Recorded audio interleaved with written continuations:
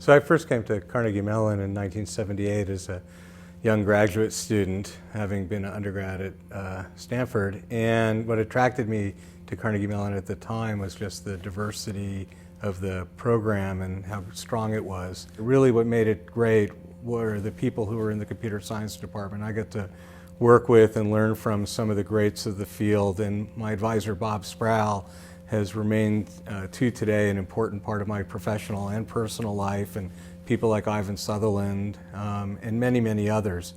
And then as I started my professional career, it just was clear to me that Carnegie Mellon had had such a great impact upon me that I felt I wanted to get re-involved with it. So much of what I've learned, both professionally and personally, and then even from a family perspective, came during my time at Carnegie Mellon.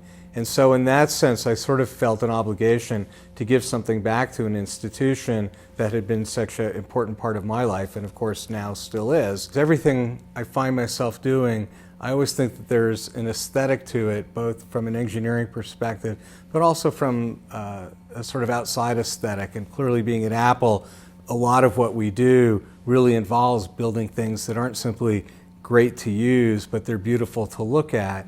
And I think that's something that Carnegie Mellon has helped me really understand throughout my career, as well as, of course, being married to an artist. She's really helped me understand as well how art is important and how artists think about things. And I think that form of thinking, that non-technical way of thinking, can be critical to creating really great products. And so part of what attracted me to going to Apple, for example, was they bring those two elements, we bring those two elements together.